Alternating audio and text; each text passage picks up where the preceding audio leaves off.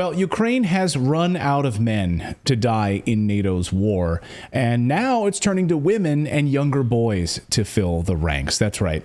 We'll get to that part of the story in a second. You can see this headline here, Ukrainian women to be conscripted as the country faces Russian forces. So put a pin in that. We'll come back to it in a second. Friday, though, something happened in Ukraine which got little fanfare in the West, almost no coverage of it whatsoever. The Western media was focused on the government shutdown and Trump indictments, of course, and largely ignored the story. The Associated Press, though, covered it because the AP, of course, is an extension of the military-industrial complex. Here was the headline. Ukraine hosts a defense industry forum seeking to ramp up weapons production for the war. So diving into this, Ukrainian President Zelensky held a meeting in Ukraine with 250 defense industry corporations from 30 different countries. You better get in while the getting's good. This is like, it's like going to Vegas, you know? It's like, I don't know, what would be the equivalent here? I don't know, it's like lottery? the song, Drop It While It's Hot. Yeah, because a lottery Get wouldn't it? really Like bombs drop it stuff. while it's hot. Yeah, I guess. I was just trying to think of an equivalent. Like everyone's running for this big pot of money right now. Is basically what's happening. It's a run on the bank. It's a wonderful life. I can't think of it. Okay, you don't like any of mine. 250 different defense industry corporations from 30 different countries, all warmongers who are profiteering off of war. They came there in order to open factories in Ukraine instead of waiting on weapons to be shipped from other countries. So Zelensky invited them, saying basically, we don't want the third party. We don't want to have to ask the United States for weapons anymore. Build them here and we'll get first dibs on them. That's the idea. And just open the factories here and we won't have to wait anymore on these weapons from these other countries, Germany, France, etc. We'll just get them right here. Zelensky called it an arsenal of democracy and an arsenal of the free world. Yeah. This is literally what he called it, the arsenal of the free world. As great anti-war journalist Caitlin Johnstone explains, Zelensky's speech twice made use of the phrase defense industrial complex and used the phrase arsenal of the free world no fewer than 3 times. Quote, Ukraine is developing a special economic regime for the defense industrial complex, Zelensky said, to give all opportunities to realize their potential to every company that works for the sake of defense in Ukraine and with Ukraine or that wants to come to Ukraine. So open up, baby. The floodgates of money are ready to rain down upon you. And Zelensky even tweeted the same thing. Here's his tweet. We held the first defense industry forum in Ukraine, gathering 252 leading defense companies from over 30 countries, North America, Australia, and Asia. Right now, the most powerful military-industrial complexes are being determined. So, when we use I don't know if he understands this, but when we use the term military-industrial complex, it's a negative thing. It's a pejorative. Yes. Yeah, it's got a negative connotation. But he's like, we're building the strongest military-industrial complex. That's the world we don't want, guy. Yeah, maybe you don't want that, but he's all in on it. Of course, he's right. I mean, he's not pulling any punches on this. The military-industrial complex wants nothing more than to turn Ukraine into a giant arms factory. That's exactly what they want. Paid for with your tax dollars, not just in the United States, of course, but in the UK, in Germany, in Canada. Your money is going to create these weapons and funnel them over into Ukraine. All of those countries I just mentioned doubled down on additional monies and weapons to Ukraine. So while your countries begin to crumble, Germany, United States, we're taking care of Ukraine. That's no problem. So the mainstream media in the U.S. is totally on board with this, as you can imagine. Here's the Wall Street Journal's amazing piece of journalism in support of the military-industrial complex. They titled this piece, In Defense of the Defense Industry. And basically the crux of the article is that we should all be on board with these guys because these guys are keeping you safe. These guys, if we didn't have the Raytheons, the Northrop Grummans, and building all of these weapons and all of these aircraft and all of that Putin would literally be invading you. Those were his words, literally in the article. If we didn't have the military-industrial complex, these thugs, these hooligans, these tyrants would be invading you, and you would be less safe as a result of it. Of course, no one stands to make more money in this boondoggle than Blackrock. And Blackrock owns huge stakes in Lockheed Martin, Raytheon, Boeing, General Dynamics, Northrop Grumman. Isn't it amazing? I mean, they literally own all of these companies. These firms are the top recipients of Pentagon funds. As William Hartung reports, the weapons companies supported by Blackrock are also on the leading edge of the Pentagon's dangerous and unnecessary $1.2 trillion nuclear weapons buildup, which aims to create a new generation of nuclear bombers. Northrop Grumman, ballistic missile submarines, General Dynamics, nuclear warheads, Honeywell, Bechtel, and other firms, a submarine-launched ballistic missiles, Lockheed Martin, and more. Of course, but the point on the front end of this, just on the front end, which is the destruction of Ukraine and an extended war with Russia that experts predict will go well past 2030. You see, Blackrock makes money on the weapons, right? And they make money on the rebuilding. Basically, Blackrock destroys Ukraine and then also rebuilds Ukraine. That's a hell of a business model. How'd they get their hands in that?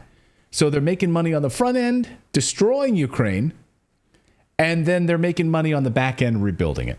That's a double dipper. I mean, talk about it. Wake up, people. I mean, seriously, wake up. Of course, Blackrock then owns all of the media as well. So in this scenario where they're destroying Ukraine and then rebuilding Ukraine, the media is complicit. It's supporting all of this. And all you need to do is turn on your corporate press to see it. I mean, here's Aaron Burnett, basically CNN anchors reminding you why it's good for Blackrock to make a lot of money from war because they're American companies. It's worthwhile with all of this gaining, some steam and public perception to be clear on some facts.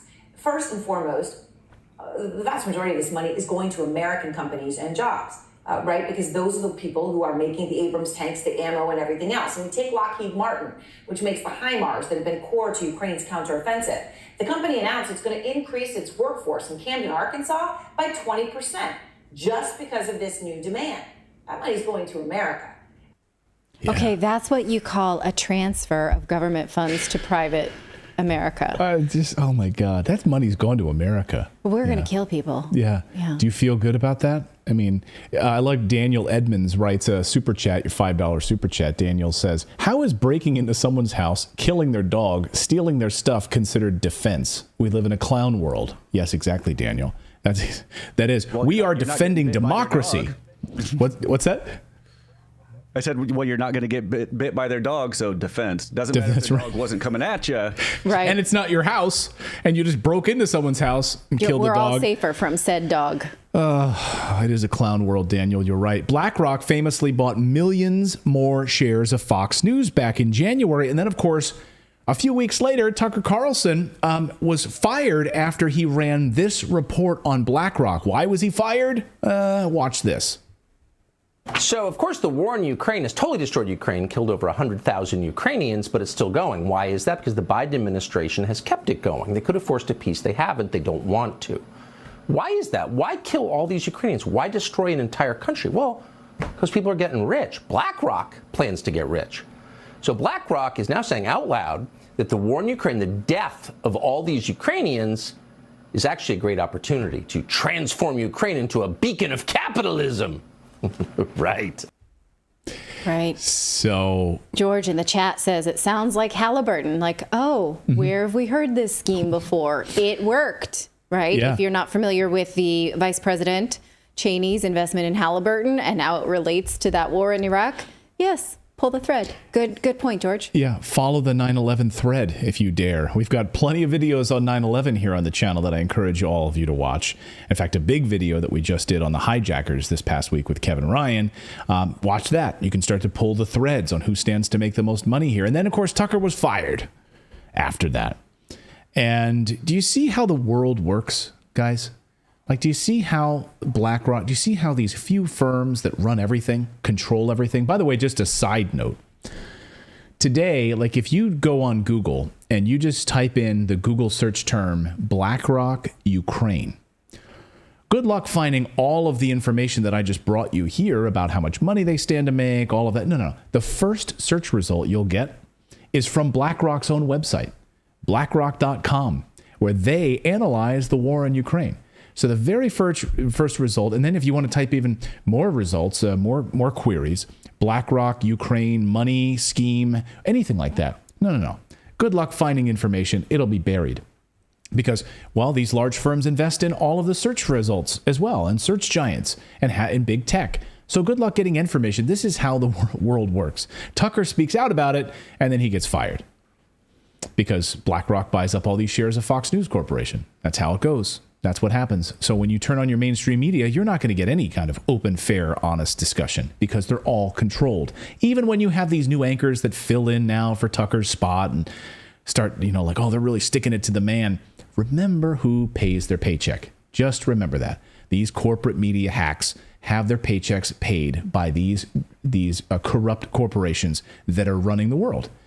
And, this is how it all works. Meanwhile, tens of thousands of Ukrainian men have died in NATO's war because they don't care about Ukraine and they don't care about the men that are dying in Ukraine. Instead, Ukraine is getting so desperate now, they're calling in women to fight. Now, we warned you about this a few weeks ago, but now it's happened. October 1st came. Now the new conscription law in place as of October 1st. Ukraine has passed a new law on military registration of all women conscripts. It's now enforced as of the 1st of October. So they are ready to go. And the obligation applies to all Ukrainian women between the ages of 18 and 60. So the girls who've been partying at those Kiev nightclubs, you've seen all the videos of these girls partying, and everyone's wondering, why are you guys... Even Zelensky got angry about it and said, hey, stop partying. Stop partying, go fight. He yelled at these people at the nightclubs. Well... they look like stone cold killers. Right. You want those women. Yeah. You want those women on the front lines, especially in winter, right? Right. When it gets cold, there's nothing women love more than the cold. Yeah. Right? Wear that outfit out on the front lines against the Russian forces. So that's exactly what's going to happen. And of course, they've rolled out new recruitment videos over the past few weeks to get the women ready for what's coming in Ukraine, NATO's war. They need the women. They need more meat in the meat grinder. Watch. Я просто жінка, грішна і свята, слабка і сильна, сіра і яскрава. Я просто жінка, просто жінка.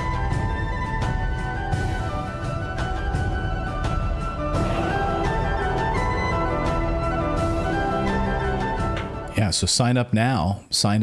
And, the dirty little secret, of course, on all of this is what's actually happening underneath the table. Ukraine is the most corrupt country in Europe. And so many of the men, when you're seeing those nightclub videos, you're like, why are those young men still there? Like, how are they still there? Well, it's a little thing called money. When parents pay off the corrupt government of Ukraine, these men don't have to go to the war. They get out of it, right? They get either flown out of the country or they're able to hang out in nightclubs and they're part of the elite class there and they just pay some money, right? That's how it works. So will the women be able to also do that if they have money? I guess if their families have money, they'll get out of it as well. They can continue partying at the nightclubs. Even CBS News covered how the nightclubs in Kiev are booming right now. Nightlife in Kiev is booming, and it looks good for all of these wealthy kids of aristocrats in Ukraine. And I guess we'll see if they end up on the front lines. But here's CBS News and the nightclubs. We welcome you back to CBS Mornings. As the war rages in Ukraine and cities are pounded by the Russian missiles, you may be surprised to learn that the nightlife in the country, well, it's thriving. The bars, the clubs, and the restaurants, they are all packed. Charlie D'Agata met up with customers and business owners to find out why the partying has not stopped. Yeah, it continues to go. And so why are those young men sitting there just drinking beer, drinking whatever, and hanging out? Well, again, the money. So, again, we'll see. But wait, CBS, didn't you tell us that the war was in Kiev? Yeah, right. They're being bombed everywhere. I guess we're not supposed to ask intelligent questions like, oh, wait a minute. Why is that possible when you're telling us that it's war torn? And we saw Angelina Jolie running through the streets from shelling. Oh, no. And Sean Penn, like he was ducking for cover. Remember? Right. He's like, and oh, my God, Jessica it's a war zone. Yeah. And that kind of thing. So, okay. Well, the dirty little secret here for the women's side of this conscription is it's unlike the men. So the new law that went in on October 1st, women aren't allowed. Women can leave kind of freely. There's no restriction on them leaving the country. So I imagine Europe you're going to see a lot of Ukrainian women showing up. Like a lot of young Ukrainian women are going to be, pouring around into different parts of Europe if those countries will allow them. So unlike the men, men are restricted. They cannot leave. If you're of military fighting age in Ukraine, you cannot leave. But women, still that law allows them to leave. So it'll be interesting to see how many of them are actually fleeing that country. Let us know your thoughts on this in the comments below. Go ahead, Philip. I was going to say, like, who's taking care of the orphans then? Because if you're putting the both parents in the, like, conscripting both parents, what about the kids? Right. Like, are they just like giant Ukrainian, or are they just next? Eventually they'll just start arming kids. Well, yeah, just today, a politician from the UK said that Ukraine needs to lower the fighting age because too many men have died. So now, we enlist them. We enlist kids, go below 18. What does that mean? That's a terrifying thought. 16? 15? 14? 14? I mean, if you can hold a gun, that's, right. Didn't throw them out there. Is that what we stand for in the West? Is throwing more and more people against this line of fire? Yes, Natalie, that's democracy. When Ukrainian young boys die, they're dying for democracy. For our money-making war. They're dying for our freedoms. Meanwhile, just today, Karine Jean-Pierre from the White House said, well, if Putin thinks he can outlast us, he's wrong. We're in this for the long haul, signaling that the White House has a long appetite for supporting this war. Oh, yeah, with whose lives, No. I don't know. Meanwhile, NATO has admitted that Russia has gained more territory than Ukraine in the last year, especially since the counteroffensive. So what we're fighting for, one more time, it's always worth bringing up the map. What we're fighting for is a contested area of people who voted to become Russian, who asked Russia to come in and stop the attack from the Ukrainian army after Zelensky ordered the first escalated strike in 2021 and 2022. And Russia obliged because their parliament voted, even though Putin himself did not want it. The parliament did. They came in, put a surrounding perimeter around these people and are holding it after the vote, after they voted to become a part of Russia. So what we're saying in the West is we have an insatiable appetite that will endure to throw men against these lines so that Ukraine can get back in there and torture these people again. So that's exactly right. So when the Biden administration says that they have a long appetite for this, you're seeing it that the year now that they're pushing this war for is the year 2030 at the least.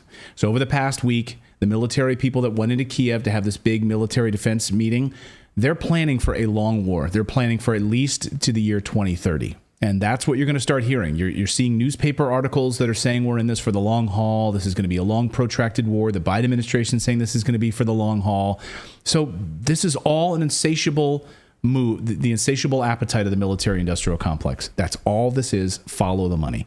Follow the money. Thank you so much for watching this segment here at Redacted. We are live every day at 4 p.m. Eastern Time, trying to share the stories that the mainstream media will not cover. You should also come over and join our community of Redacted Rebels over at redacted.inc. That's our private locals community where we can share exclusive content that we simply cannot share here on YouTube. Come over and join the rebellion together right now by going to redacted.inc. We'll see you next time.